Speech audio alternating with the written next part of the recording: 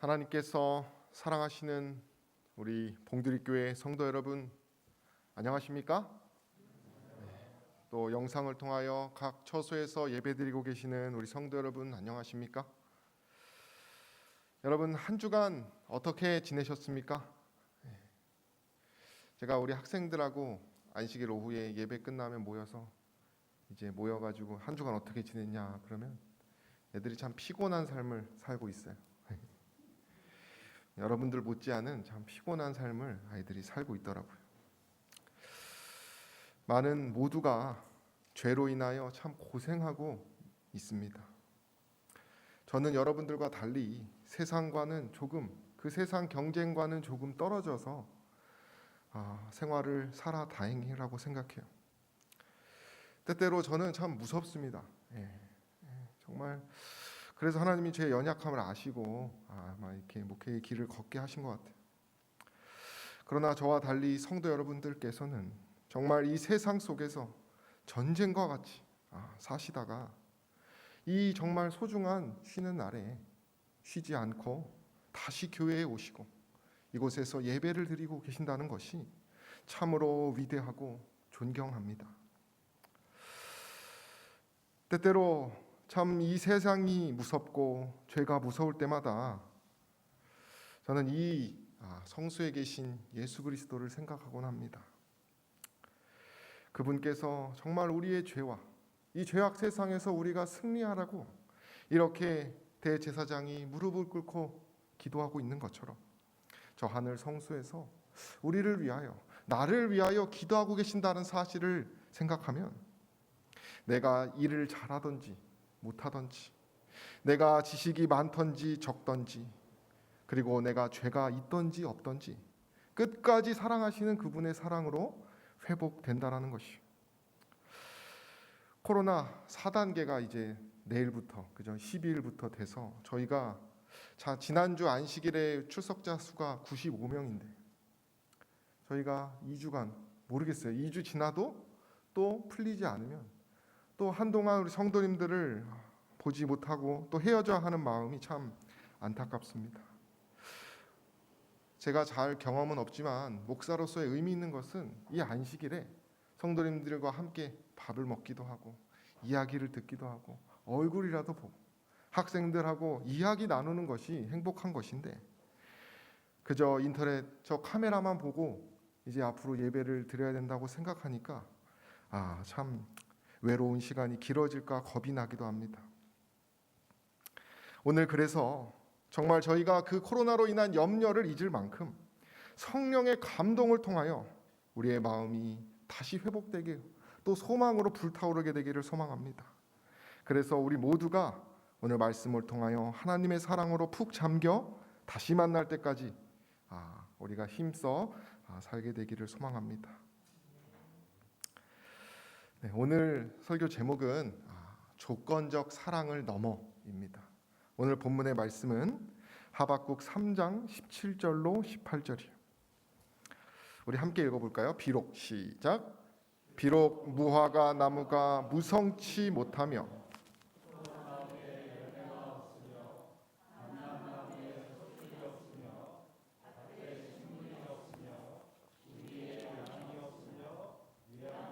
소가 없을지라도 나는 여호와를 인하여 즐거워하며 나의 구원의 하나님을 인하여 기뻐하리로다. 사람은 모두가 사랑을 하고 삽니다. 우리 톨스토이 문호가 한 단편 선집을 냈는데 그 제목이 사람은 무엇으로 사는가예요. 그 책을 보면 사랑을 가지고 산다라고 말합니다. 사람은. 그래서 세상에서 가장 불행한 사람이 어떤 사람이냐면 사랑할 것이 없는 사람이에요. 미국에서 한 부유층에 속한 부부가 자살을 했어요. 근데 서로 부부가 합의하에 동반 자살을 했어요. 더 이상 살아도 기대할 것이 없고 사랑할 것이 없기에 그들은 늙는 것이 싫다고 하는 동기로 그렇게 목숨을 끊었다는 거예요. 사랑할 것이 없는 사람은 사는 것이 의미가 없고, 부도 사랑할 것이 없고 기대할 것이 없으면 의미가 없어진다는 것이. 그래서 추억이 또 누군가에 대한 기대하는 마음이 우리를 살게 한다는 것이. 여러분들은 어떤 것을 지금 사랑하고 또 어떻게 그것을 사랑하고 계십니까? 제가 방문을 하다 보면 이야기를 이제 많이 듣게 되죠. 그러면 그 듣는 그분이 말하는 것 속에 그분이 무엇을 사랑하는지를 알 수 있어요. 자식 이야기를 하시는 분이 계시고, 가문 이야기를 하시는 분이 계시고, 어떤 사업적인 이야기를 하시는 분이 계시고, 그리고 예수님에 대해서 이야기하시는 분이 계십니다. 우리가 말하는 것들에 우리의 추억과 또 기대와 소망이 다 있다는 것이에요. 아빠가, 엄마가 자녀를 위해서, 할아버지, 할머니가 손자, 손녀를 위해서 산다는 것이. 그래서 우리는 이 사랑을 하고 사는데 두 가지의 사랑을 계속 같이 하면서 사는 것 같아요. 하나는 조건적인 사랑인 것이, 뭔가 거래적인 것이죠. 그리고 그것의 너머에 조건이 없고 아주 관계적인 사랑을 우리는 하고 산다는 것이. 특징이 있다면 이 조건적인 사랑은 유한합니다. 이 조건이 없어지면 시들어버리는 사랑이에요. 그리고 이 무조건적인, 이 관계적인 사랑은 유구하고 끝이 없습니다. 끝까지 사랑하는 것이 이 조건 너머의 이 관계적인 사랑이고, 사랑을 했다가 조건 보고 사랑을 했다가 하지 않았던 것이 조건을 가지고 하는 사랑이에요. 오늘 저는 저와 여러분들이 이 조건 너머의 무조건적인, 정말 이 관계적인 사랑을 하게 되기를 소망합니다. 그러면 이 조건적인 사랑이라는 것이 간단하게 뭐냐면, 이것은 우리의 현실과 같은 것입니다. 세상의 사상일 수도 있는데요. 이거의 특징은 우리를 피곤하게 한다는 것입니다. 피곤하게. 그래서 세상이 피곤한 것이. 친구 간의 조건적인 사랑이, 저는 경험이 부족하지만 저 딴에는 인간관계를 많이 좋아하고 관심을 많이 두었는데 참 허무하게 그것이 초라해지는 경험을 많이 최근에 더 하게 됩니다. 오랜 힘이 되었던, 정말 오랜 그 친구가 저한테 자기 가족 다음으로 제가 가장 좋다고 했어요. 저도 정말 제 가족처럼 여겼던 친구인데 제가 그 친구에게 더 잘하지 못하니까, 그리고 제가 이 신앙을 함으로써 그 친구와 사상이 점점 달라지니까 어떻게 됐을까요? 그 친구가 저한테 했던, 기억합니다. 내가 싫어하는 것 네가 다 갖고 있다. 그런 식으로 정말 절절한, 정말 한없이 사랑하고 용서해 주시는 부모님처럼 서로 용기 주고 힘내고 참아주는 관계를 제가 소망하면서 그 친구하고 지냈는데 차갑게 용서하지 못하고 제 마음도 더 이상 힘이 나지 않는 그런 서글픈 경험을 한다는 것이. 정말 인간관계가 이 9개 잘해도 뭐 하나 못하면 틀어진다는 것이. 직장에서는 어떻습니까, 여러분? 왜 직장 생활이 힘드냐면 쓸모 있는 사람이 돼야 됩니다. 직장에서는, 그죠? 그러니까 많은 이 직장 생활 하시는 분들이 힘든 것이. 요즘은 코로나 때문에 회식 문화가 사라진다고 해요. 그럼 누가 좋을까요? 회식을 안 하면 직원들이 좋은 거예요, 그죠? 그 회식을 주도하는 사람은 심심해 죽는 거고, 그 밑에서 수발 들고 이야기 들어주는 사람은 좋은 거예요. 근데 어느 회사에서 한 직장인이 자기 회사 이야기를 했는데, 임원들이 회사의 매출이 떨어지는 이유를 이렇게 찾다가 요즘 시대에 딱 결론된 게 회식 문화가 사라져서다 그랬다는 거예요. 그걸 듣고 젊은 직원들이 욕을 엄청 했다는 거예요. 아마 그 임원들은 팀워크가 깨졌다라고 생각한 것 같고, 젊은 사람들은 그것을 보면서 아직도 정신을 못 차렸다고, 뭐 흔히 말하는 꼰대 문화라고 하잖아요. 노골적으로 드러낸다는 거예요. 근데 제가 그것이 뭐 당연한 어떤 그런 요즘의 모습인데, 그 밑에 댓글에 쉽게 말해서 그 꼰대의 입장에서 왜 회식을 하려고 하는지에 대해서 상세하게 써놓은 분이 있어요. 간단하게 말하면 처음 그분들도 자신도 그리고 제 자기 주변도 젊을 때는 그렇게 회식이 싫었다는 거예요. 왜 그래요? 내가 좋아하는 사람 만나야 되고 내가 하고 싶은 거 만나야 되는데 점점 이 회사에서 집중하고 회사에서 다시 쉽게 말하면 쓸모 있는 사람이 되려면 어떻게 해야 돼요? 많은 것들을 포기해야 된다는 거예요.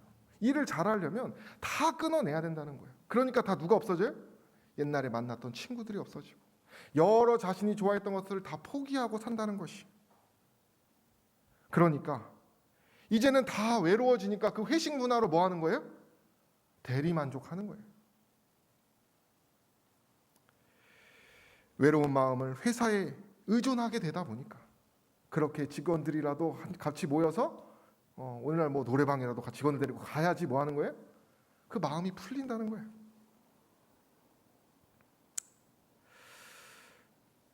누가 이렇게 정말 자유를 원하고 순수한 것을 좋아했던 사람을 이렇게 만들었겠습니까? 이처럼 많은 사람들이 세상에 쓸모 있는 사람이 되려다가 많이들 사람을 잃고 친구를 잃고 가정을 잃고 있는 것 같아요. 이것이 조건적인 사랑의 모습이라는 것이에요. 세상은 조건이 있어야 되니까. 부부나 연인 간의 조건적인 사랑은 뭘까요? 제가 공항에서 한 남성 2명, 젊은 남성 한 40대, 50대, 40대 후반 같은데 그 우연히 남 얘기는 잘 들리잖아요, 그죠? 이상하게 잘 들려요. 그 자동 에스컬레이터 그거 타고 내려가는데, 근데 자신이 이혼하지 못하는 이유를 친구한테 말하는데 이혼하면 50억을 나눠야 된다는 거예요. 자기 50억.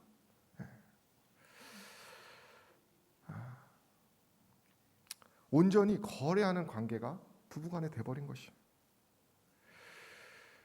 연인이나 부부관계가 돈이나 외모, 어떤 이 조건을 갖추지 못하면 어떻게 되는 거예요? 깨어버리고 차가워지는 시대가 돼버린 것이.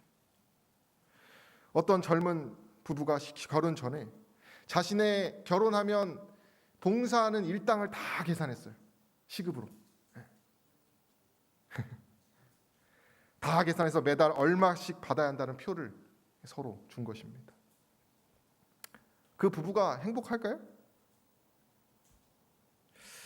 저도 지금 아이가 셋이 있고 부부 생활을 하고 있는데 만약 서로가 자신의 희생을 다 계산해서 그것을 다 생색내면서 그것을 보상하지 않으면 내가 그동안 했던 것을 너한테 하지 않을 거야 라고 하면 어떻게 될까요?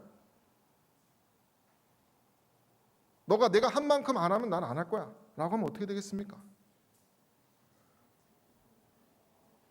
유한한 것이 바로 이러한 조건적인 사랑이라는 것이. 우리는 이 조건적인 사랑에서 눈을 들어서 더 나은, 더 안전한 사랑을 해야 한다는 것이. 여러분, 신앙은 어떨까요? 신앙이 제일 무서운 거예요. 어떤 면에서 조건적인 신앙이라는 것이 이렇게 생각하는 거예요. 내가 구원받을 만한 가치가 있어야 그런 가치가 있어야 된다고 생각하는 거예요. 내가 이런 일을 해야 구원을 얻는다고 생각하는 것입니다. 그래서 헌금이라도 하면 구원 받는 것 같아요. 그러다가 헌금도 하지 못하고 출석도 안 하고 그러다 보면 어떻게 되는 거예요? 내가 구원 받지 못하는구나, 얻지 못하는구나 생각하는 것이. 내가 도덕적으로 살아야지만 구원을 얻는다고 생각하는 거예요. 이런 조건적인 신앙은 우리를 피곤하게 한다는 거예요. 그런 사람들 특징이 위선이. 한 목사님이 저에게 이제 저의 세대에서는 목사님이라고 존경하는 그런 시대는 끝날 거라는 거예요. 그래서 잘하는 목사들만 뜰 거라는 거예요. 성도님들의 마음에 쏙 드는 전문적인 목사들만. 지금 미국 목회도 누가 지금 청빙해요? 합회가 파송하는 개념이 아니라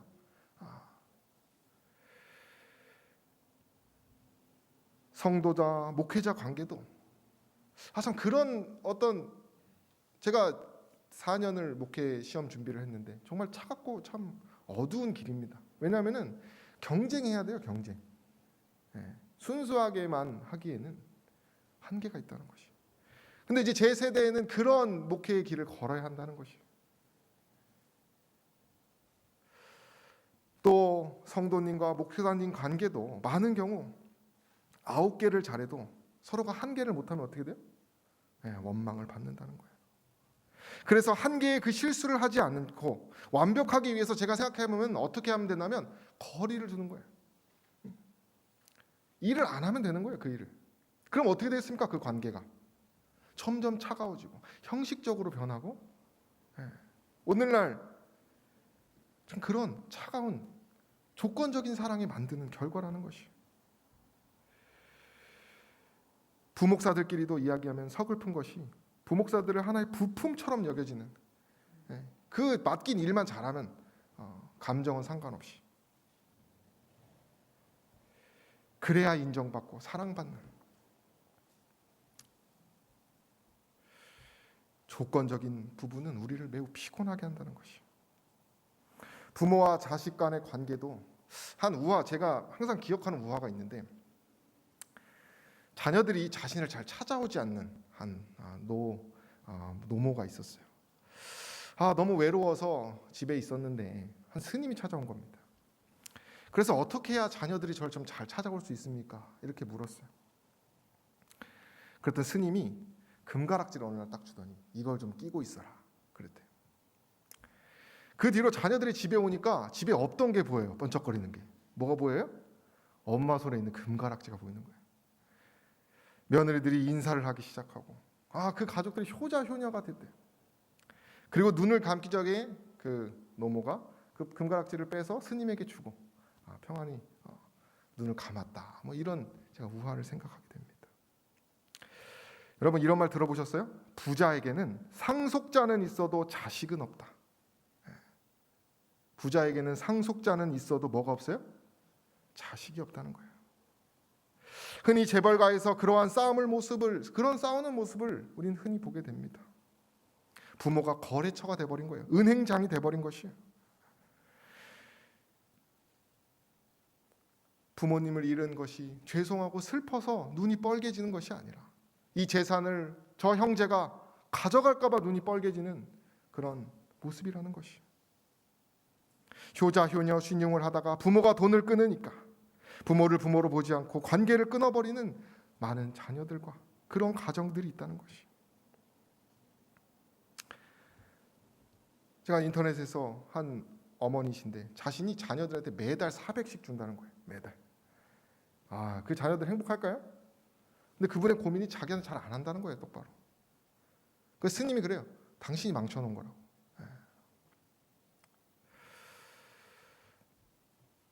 거래적인 관계로 애정을 표현하다 보니까 무엇을 주지 않으면 사랑이 식어버리는 그런 교육을 오늘날 많이 받고 있다는 것이. 그러나 진정으로 사랑하는 것, 이 조건적인 사랑을 너머의 그 무언가의 사랑을 추구하고 살아가는 사람들은 다르다는 것이죠. 서로 장례식에서 미안하다고 죄송하다고 우는 것이.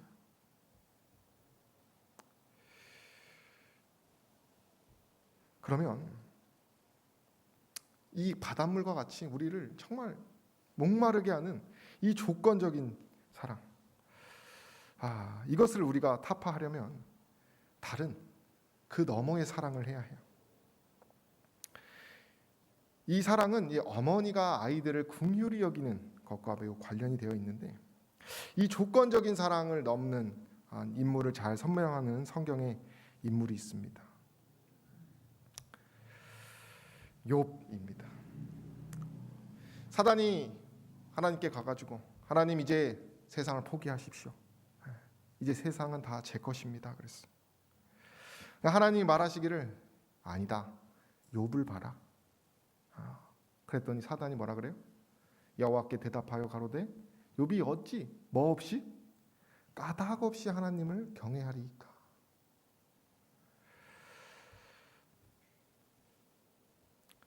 욥이 그 조건이 다 사라지면서 아내의 마음, 사랑이 변했어요. 친구들의 마음이 변했어요.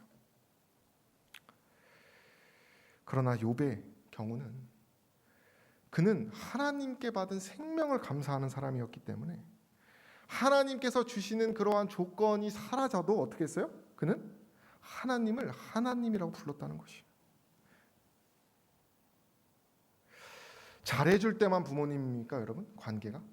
아니에요. 잘해주든 잘해주지 못하든 부모님이라는 거예요. 욥의 경우는 하나님과 거래적 조건적인 사랑을 했던 사람입니까? 관계적인 사랑을 했던 사람입니까? 관계적인 사랑을 했던 사람이에요. 무조건적인 사랑을 했던 사람이에요.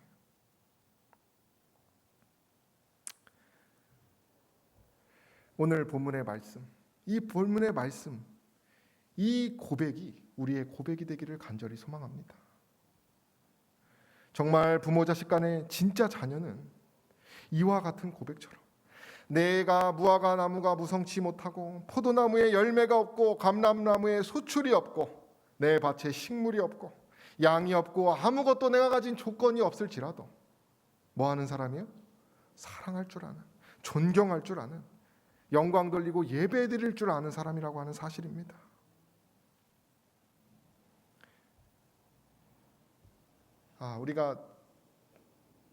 제가 지난 우리 국경 성도님 장례를 치르면서 추모 관도 가고 이제 재림요원도 가면서 내 가족을 찾으러 가는 우리 성도님들을 보게 됐어요.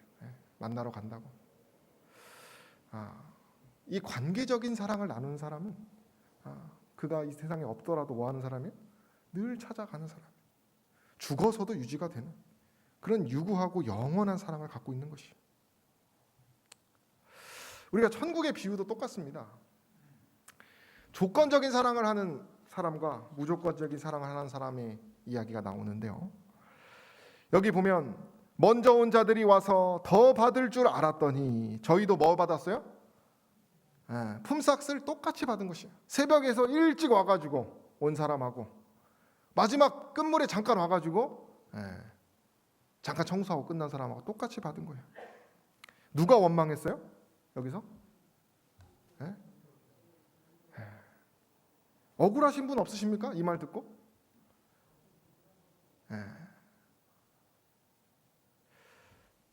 그분의 품성은 이와 같은 것이에요. 무언가를 더 해서, 더 잘해서 되는 것이 아니라는 것이죠. 우리가 계시록 마지막 시대의 기별에 매매를 못하게 한다라고 합니다. 매매를 못하게 한다. 이것의 다른 뜻은 뭐냐면 만약에 내가 너희들이 가지고 있는 조건을 다 끊는다면 그래도 하나님을 믿는지 믿지 않는지 보겠다라고 하는 얘기예요. 전쟁 중에 그 사람 신앙이 드러난다고 해요. 어떤 전쟁을 겪은 분이 그랬대요. 그리스도인들은 전쟁 나면 누가 그리스도인지 안다는 거예요. 사람하고 짐승하고의 차이는 진정으로 예배를 드릴 수 있느냐 없느냐의 차이입니다. 그분과의 거래 때문에, 조건 때문에 그분에게 예배 드리는 사람들은 다 드러나게 되는 것이 마지막 시대라는 것이. 오늘날 코로나입니다. 우리 젊은 목회자들끼리 의논을 하다가 다 동의한 것이 뭐냐면 이 코로나로 인하여 더 신실한 백성들이 드러날 것이라고 하는 사실이에요.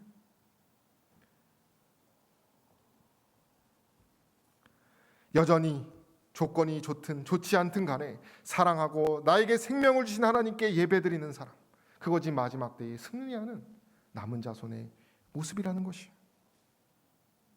부모가 가진 유산이나 조건은 그냥 주게 되어 있다고 합니다.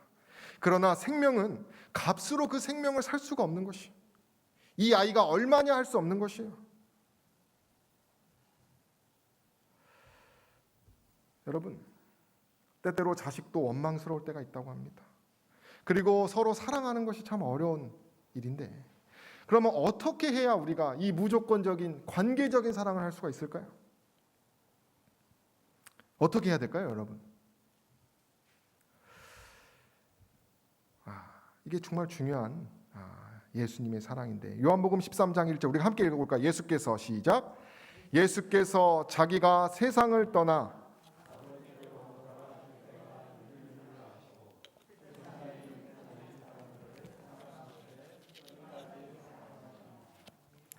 어떻게 사랑하는 거예요? 끝까지. 2020년 8월경에 한 놀라운 많은 사람들이 눈물 흘린 기사가 나옵니다. 무너진 건물 더미에서 생명이 구조됐는데 건물 잔해 속에 묻혀있던 강아지 4마리가 일주일 만에 구조되는 이야기예요. 이렇게 8월 4일에 경기도 이천에서 율면에서 엄청난 물폭탄이 퍼부어지면서 다 붕괴되었어요. 그래서 복구 작업을 하는데 주민들과 자원봉사자들이 창고 붕괴 현장에 흙더미와 돌무더기를 막 파헤치고 있었어요.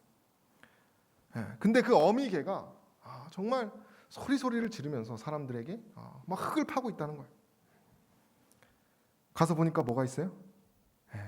그 새끼 강아지들이 있다는 거예요.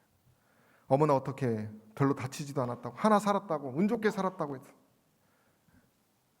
흙을 조심스럽게 치워나가자 이렇게 새끼 강아지 하얀 무언가 진돗개가 발견됐다는 거예요. 그리고 2마리를 구조하고 그 다음날 지났는데 또 어미개가 줄을 끊고 땅속을 향해 울부짖고 있다는 거예요. 그래서 혹시나 해서 또 파보니까 뭐 있어요? 또 2마리가 또 있다는 거예요. 진흙을 뒤집어 써서 황토되게 돼버렸지만 백구였어요. 어미한테 돌려주면서 엄마 개가 그제서야 안도했다고 해요. 어미개의 모성애 덕분에 누가 산 거예요? 이 작은 미물도 그 주민의 이야기를 들으니까 땅을 팠더니 어미개가 자꾸 슬프게 울고 땅을 파기 시작했어요. 슬프게 우는 거. 이 마음 누구의 마음입니까?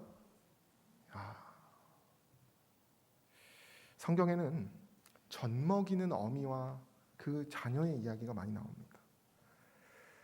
모친의 젖먹을 때에 의지하게 했다고 하고, 갓난 아이들 같이 순전한 젖을 사모하라고 하고, 또 어미 품에 있을 때 내가 심령으로 고요하고 평온케 된다라고 시편의 기자는 우리에게 고백했어요.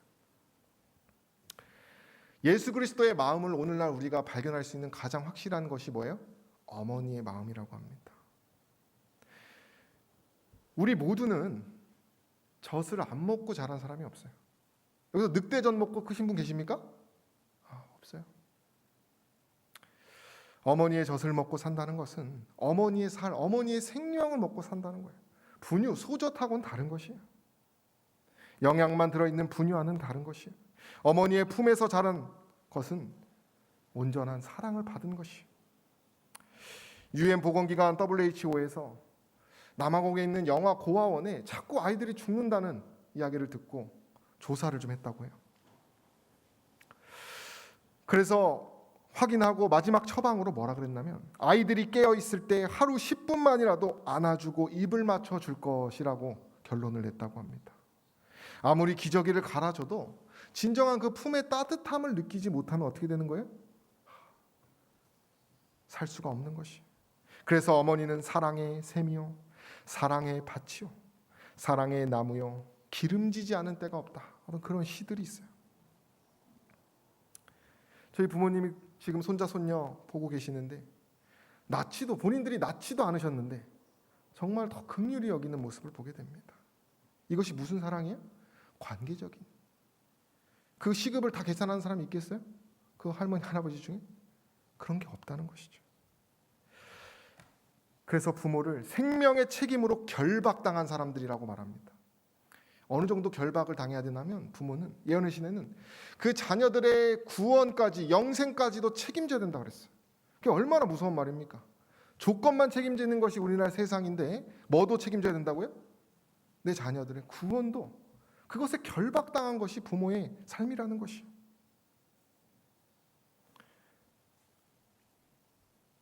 자녀가 실수를 하고 오기라도 한다면 대신 가서 무릎을 꿇고 빌고 잘못했다고 하면서 끝까지 그 자녀의 생명을 책임지는 것이 부모의 숙명이라는 것이요.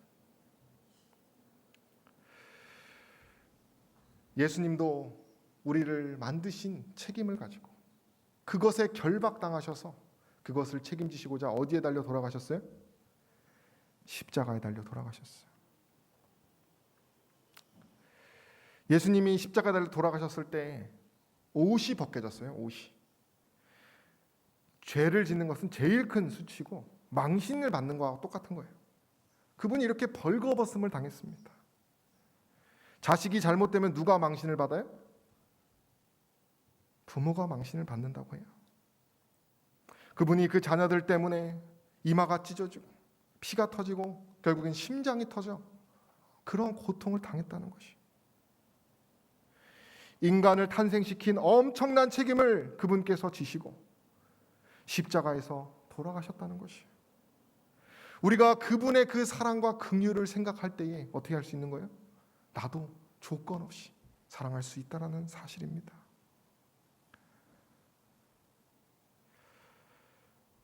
우리의 친혈육, 우리를 사랑하는 부모님, 우리 가족들은 안타깝게도 언젠가는 돌아가셔요. 그죠? 우리 여기 계신 분들 중에 다 사랑하는 부모님, 그리운 부모님들 지금 만날 수 없는 분들 많으시잖아요. 그러나 예수 그리스도께서는 그 마음을 너무나 잘 아시기 때문에 항상 살아계셔서 뭐하고 계셔요? 우리와 함께 계신다는 거예요. 우리가 그분을 믿기만 하면, 그분께 나아가기만 하면, 그분을 바라보기만 하면 뭐 할 수 있는 거예요? 우리는 마음이, 생명이 소생될 수 있다라고 하는 사실이에요. 그분께서는 인간이 죄를 많든 적든 간에 자신을 죽인 인간을 붙잡고 돌아가셨어요. 구원하려고 오셨는데 그 구원 받을 만한 사람들이 그분의 손에다가 못을 박았어요. 그러나 그분께서는 아버지여 그들을 용서해 달라고 하면서 한 손에는 보좌를 붙드시고 한 손에는 우리의 손을 붙드시고 십자가에 달려 돌아가셨다는 사실이에요.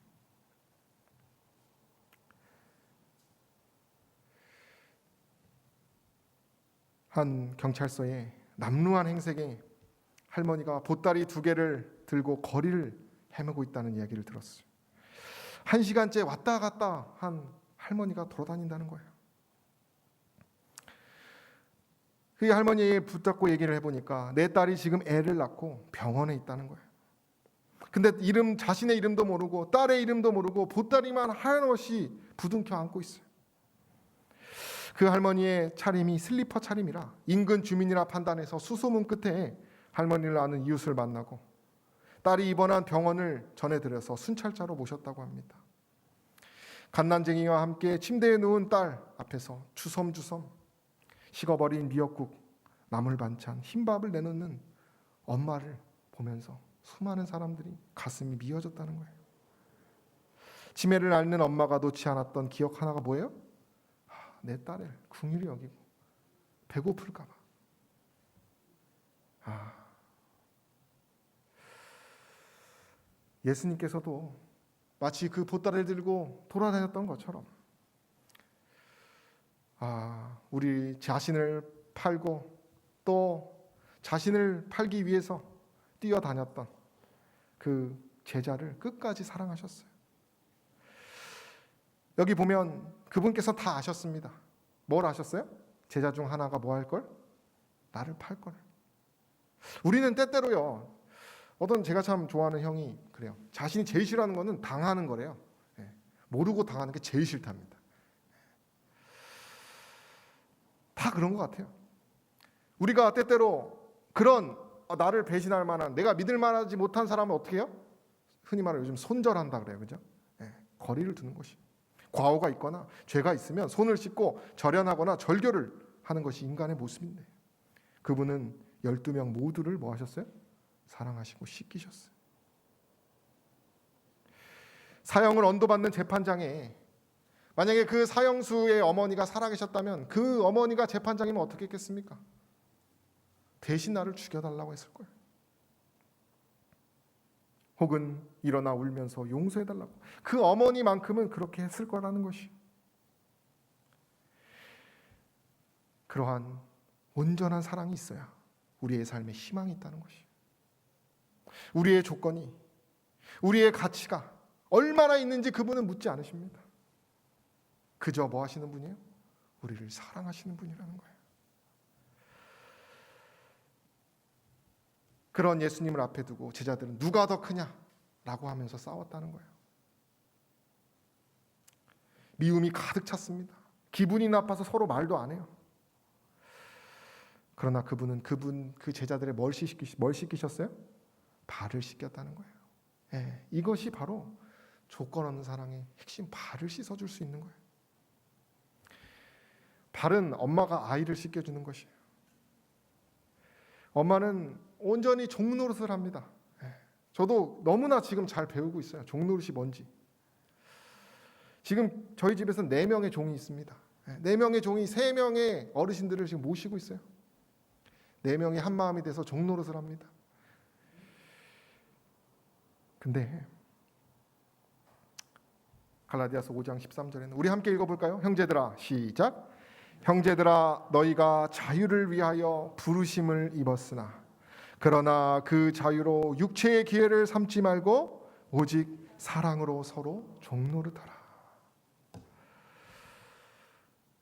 이런 얘기가 있어요. 노인들이나 아내나 남편이 툴툴거리거나 바가지를 긁거나 애처럼 구는 것은 사랑해달라는 것이라는 거예요.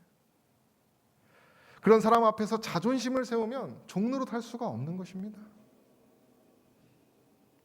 애기가 맨날 찡찡거려요. 이 사랑스러운 애들이 뭐 하는 거예요? 오늘도 6시, 아침 6시부터 엄마 아빠 일어나라고, 두유 달라고.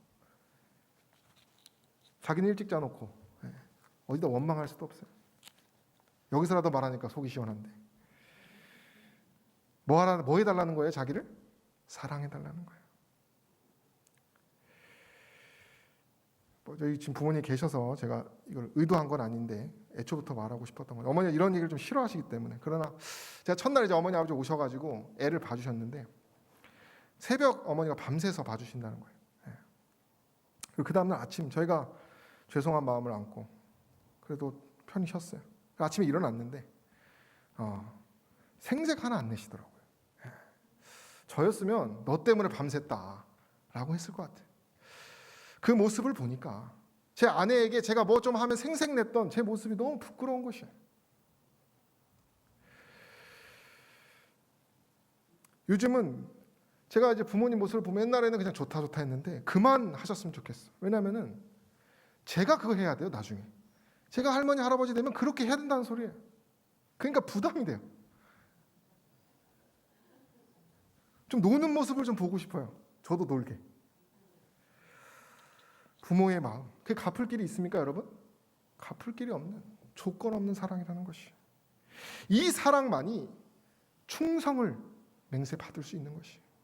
이 사랑만이 믿음을, 확신을 준다는 것이에요. 이 사랑만이 기꺼이 헌신하게 만든다는 것이에요. 조건적인 사랑은 결코 만들 수 없다는 것이에요. 생색내거나 그 일로 사람들의 평가를 하거나 하는 것은 뭐 하는 것이에요? 할 수 없는 것이에요. 제가 목회자로서 여러분들 일 잘하는 사람만 제가 좋아하면은 여러분들 저를 믿으시겠습니까? 믿을 수 없는 것이에요.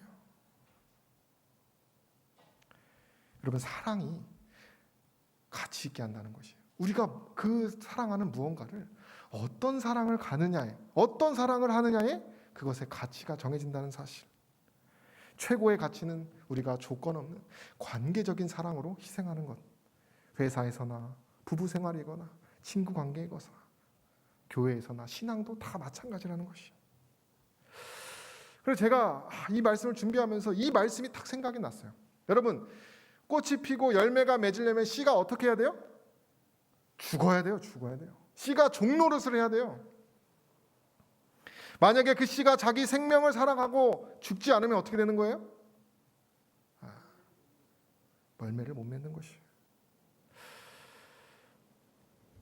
여러분, 대접받고자 하는데도 너희도 남을 대접하라. 황금률이 있습니다. 근데 어떤 현인이 그래요. 대접받으려고 대접하면 그것이 선한 것인가? 라고 하는 질문을 했어요. 그것도 조건적이라는 거예요. 그럼 어떻게 해야 될까요? 대접받으려고 하는 생각, 그 보상을 생각도 안 하고 다 내려놓고 기대도 하지 말고 그냥 남을 내가 대접해야겠다. 순종하면서 그런 마음으로 다 내 자아를 내려놓고 살면 뭐 하는 거예요? 마음이 편한 거예요. 이 사람이 나한테 교회에서 혹은 직장에서 가정에서 뭐라고 하든지 상관없는 거예요. 왜요? 난 애초에 죽기로 작정하고 종노릇하기로 작정했으니까 주님을 바라보고 그럼 이 사람이 귀여워 보이기도 하고 그 마음이 흔들릴 필요가 없는 것이에요. 제가 좋아하는 교회의 모습이에요. 이게 무슨 교회인지 아세요? 제가 우연히 인터넷에서 로드뷰를 보다가 봉두리교회 옛날 사진을 보게 되었어요. 여기 보니까 교회 앞에 이게 잔뜩 참 못된 사장님 같아. 교회 그 예쁜 교회 지금은 상상할 수 없는 이 적재 이 쓰레기들을 잔뜩 쌓아놓고 여기 계신 분들 다 아시죠? 현수막도 막 걸어가지고 이 차가 너무 많이 왔다 가면서 그런 것 같아요. 여러분 교회에서 신앙을 하면서 가장 자유롭고 행복한 사람이 누굴까요? 누구겠습니까, 여러분? 교회에서 헌금을 많이 한 사람, 지식이 많은 사람이 더 자유롭고 행복할까요? 누가 보든지 보지 않던지 간에 예수님께 기꺼이 헌신한 사람이 가장 행복하고 자유로운 사람이에요. 우리 봉두리교회 연역을 보니까 1958년 6월 1일 8명이서 시작됐더라고요. 그분들이 천막 집회를 시작으로 시작된 교회예요. 그분들 덕분에 제가 사택에서 편히 쉬고 우리가 이 좋은 곳에서 뭐 하는 거예요? 예배드릴 수 있다는 거예요. 여러분 감사하지 않으십니까? 14명의 담임 목사님이 지나가셨고 16명의 수석 장로님들이 지나간 교회가 봉두리교회. 옛날 모습을 보니까 뭐 등나무도 있었고 정말 고즈넉하니 전 이게 뭔가 했던 이게 식당이었던 것 같아요. 옛날 식당인가요 이게? 지금은 상상할 수 없는 정말 좋은 다 누구의 헌신이에요? 종노릇 하기 위해서 모인 사람들의 헌신으로 이루어졌다는 것이 옛날 입구였던 것 같아요. 맞습니까?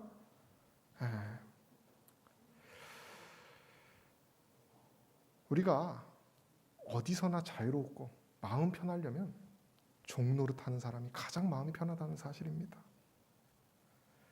그런 사람들은 이 교회에서 오랫동안 헌신하고 희생하고 사랑해왔던 성도님들은 이 교회를 떠나든 떠나지 않든 이 교회만 보면 마음이 푸근하고 행복한 것이에요.